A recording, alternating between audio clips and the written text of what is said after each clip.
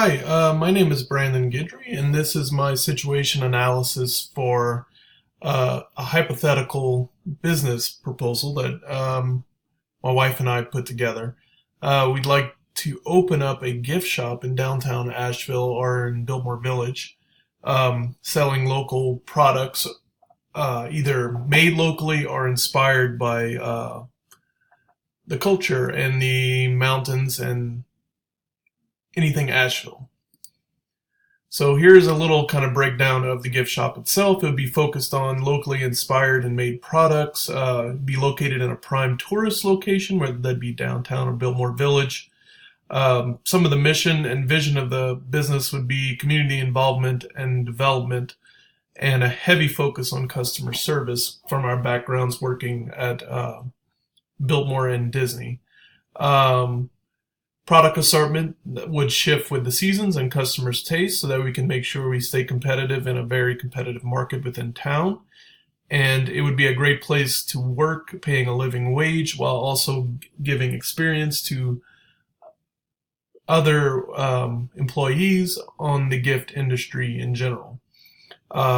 Social media would be the main way of marketing our company's vision and product offerings, as that is pretty much how a lot of locally owned gift shops and businesses do a lot of their marketing these days. So I started off with a SWOT analysis. Some of the strengths that I looked at would be the location in Asheville. Big tourist market here. So customers are coming in looking to buy things that remind them of their trip to Asheville, whether that be things made here or products in general that remind them of the mountains and whatever they experienced while they were here. My experience in the gift industry would be definitely a strength for the business, and my wife and I's experience in customer service, whether that be with Biltmore or Disney. Her expertise with social media and communication would be a strength, and my established relationships with gift representatives and logistics companies already would all be strengths that we could pull off of while starting our new business. Some of our internal weaknesses we can look at, being a relatively new and starting a new company, financial reserves would be at a minimum. Of course, our name recognition would be pretty much non-existent before opening the business, and also our credit history when looking at setting up accounts with vendors. With no past of paying vendors, we would probably have to start without any terms or anything like that. And then obviously IT expertise, which I'll touch on a little later, that kind of comes into opportunities as well. External factors, opportunities, is the trend toward buying local.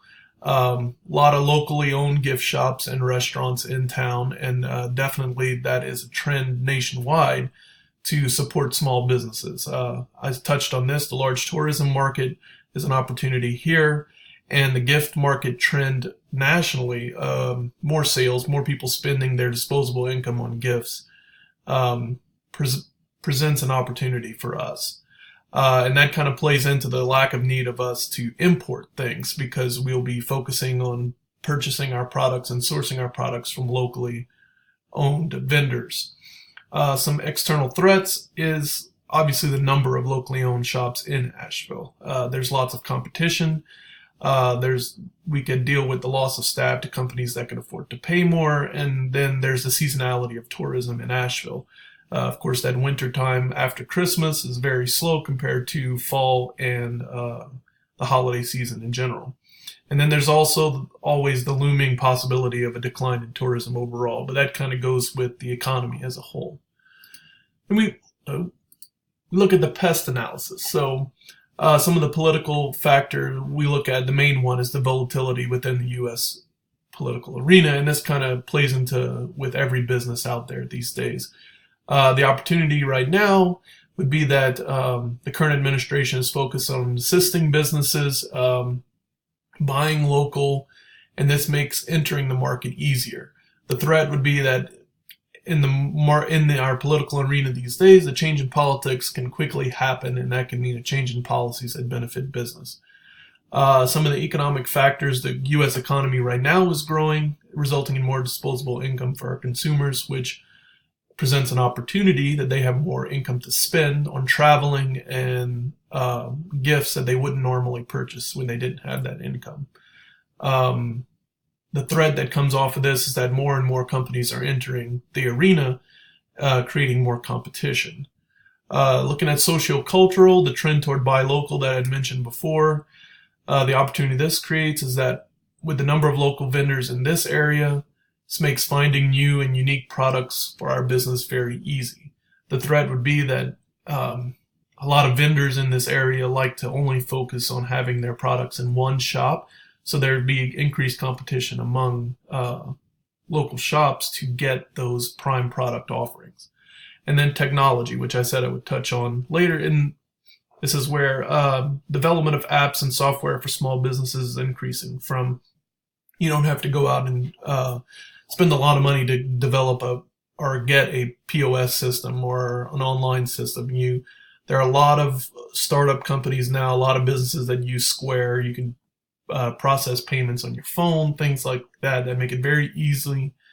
You can very easily enter that market.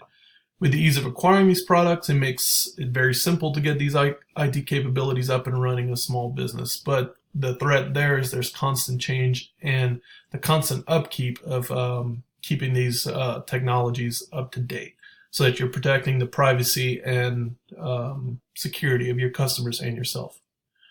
Looking at Porter's 5 forces, we look at the competitive rivalry first. Like I mentioned before, there are many competitors within Asheville. Due to tourism, there's not a lot of customer loyalty because a lot of these customers are going to be one and done. You may not see them again. And then, of course, the competition among the your competitors on the uniqueness of offerings they can provide. Starting with the threat of new entry, there are pretty low barriers to entry right now. There is some knowledge of the customer base and the products that are needed. Customers want the locally made products. And then there's a lot of tools and technology that really lets pretty much anybody that has the resources enter the business. So there is pretty high threat of new entry because there's not many barriers to entry right now.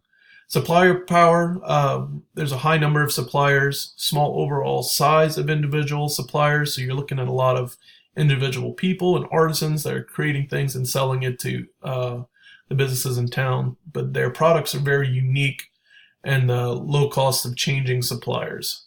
So there's where supplier power is kind of they can decide where they want their products offered. And if they have a very unique and sought after product, they can charge more for that, so that they have a very big they hold a lot of power in this relationship.